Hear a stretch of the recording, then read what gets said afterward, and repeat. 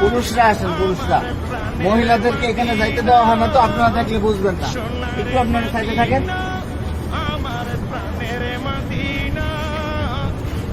আমরা ভিতরে যাব হচ্ছে এইভাবে, আমাদের বাম দিকে থাকবে রওজা, রওজা থাকবে কি বাম দিকে। ভিতরে কথা বলার কোনো সুযোগ নাই, বেশি সময় দাঁড়ায় থাকারও সুযোগ নাই। প্রথম দুইটা ছিদ্র থাকবে, যে দুইটা ছিদ্রের ভিতরে কোনো কিছু নাই, কবরের জায়গা ফাঁকা আছে। এখানে হযরত ঈসা আলাইহিস সালাতু ওয়াস সালামকে দাফন করা হবে, ওই পাশে হচ্ছে হযরত ইমাম মাহদিকে দাফন করা হবে। তো এই যে প্রথম দুইটা ছিদ্র ফাঁকা, এখানে অনেকে দেখবেন সালাম দিতেছে, ভিড় লেগে আছে, এখানে সালাম দিব না, আমরা সালাম দিব হচ্ছে এইখানে, এই ছিদ্র বরাবর ভিতরে হচ্ছে রাসূল সাল্লাল্লাহু আলাইহি ওয়াসাল্লামের রওজা, এই জায়গায় সালাম দিব। দেখবেন যে এরকম যে ছিদ্রটা, এইটার সাথে কিন্তু কোনোটার মিল নাই, ঠিক আছে? এই বরাবর নবীজিকে সালাম দিতে হবে। রাসূল সাল্লাল্লাহু আলাইহি ওয়াসাল্লাম এখানে জীবন্ত অবস্থায় শুয়ে আছেন, ডান কাত হইয়া, নবীজির মাথা এদিকে, পা হচ্ছে এদিকে, ঠিক আছে? রাসূল শুয়ে আছেন, উম্মতের সালাম গ্রহণ করতেছেন, হ্যাঁ, সরাসরি সালাম গ্রহণ করতেছেন। তারপরে এখানে আবু বকর রাদিয়াল্লাহু আনহু কবর, এই বরাবর এখানে আবু বকর রাদিয়াল্লাহু আনহুকে সালাম দিতে হবে। কিভাবে সালাম দিব? নবীজিকে কিভাবে দিব? আসসালাতু আসসালামু আলাইকা ইয়া রাসূলুল্লাহ, আসসালাতু আসসালামু আলাইকা ইয়া হাবিবাল্লাহ। যতটুকু বেশি আমরা পারি বলার চেষ্টা করব। সালাম দেওয়ার সবচেয়ে সুন্দর সময় হচ্ছে রাত্রে 10:30টার পর থেকে নিয়ে রাত্রে 1টা-2টা পর্যন্ত ফাঁকা থাকে, ভিড় থাকে না। আর দিনের বেলা সকাল 7টা থেকে নিয়ে একেবারে জোহর পর্যন্ত কি ফাঁকা থাকে, ফাঁকা।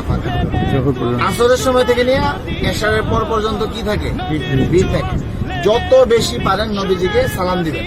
যদি সালাম কবুল হয়ে যায়, আল্লাহ নবী বলতেছেন যে আমার রোজায় যে সালাম দিল তার উপরে, আমার উপরে ওয়াজিব হয়ে যায় তার জন্য হাসরের ময়দানে সুপারিশ করা।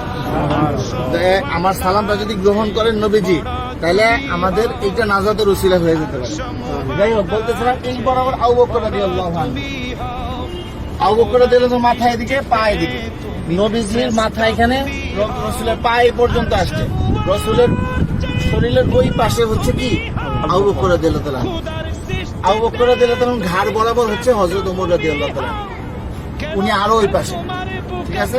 নবীজি এখান থেকে এইভাবে শোয়া, রাসূলের পরে হচ্ছে আবু বকর রাদিয়াল্লাহু আনহু শোয়া, তারপরে হচ্ছে হযরত ওমর রাদিয়াল্লাহু আনহু।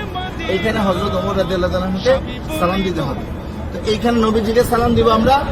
আর রাসূলকে অনেক মানুষ আমাদেরকে বলছে না সালাম দেওয়ার জন্য, তো আমরা নিয়ত করবো যে আমাদেরকে যত মানুষ সালাম দিতে বলছে তাদের সকলের পক্ষ থেকে সালাম, আসসালাতু আসসালামু আলাইকা ইয়া রাসূলুল্লাহ, ঠিক আছে? তারপর আবু বকর রাদিয়াল্লাহু আনহুকে সালাম দিব, হযরত ওমর রাদিয়াল্লাহু আনহুকে সালাম দিব। তারপরে এখানে কোনো কিছু নেই, ফাঁকা আছে কবরের জায়গা ভিতরে, আমরা এই দিক দিয়ে বের হয়ে যাব। এটা হচ্ছে পুরুষদের যে কোনো সময় খোলা আছে সালাম দেওয়া। আর মহিলাদের রওজার পিছন দিক দিয়ে দিবে সালাম দেওয়ার জন্য একদিন, কথা বুঝতে পারছেন? একদিন সুযোগ আসবে রিয়াজুল জান্নাহ নামাজ পড়ার জন্য, এবং সালাম দিবেন রওজার পিছন দিক থেকে। আর মহিলারা বাহির দিয়া প্রতিদিনই সালাম দিবেন আপনারা বাহির থেকে, হ্যাঁ? এই পাশে আসেন।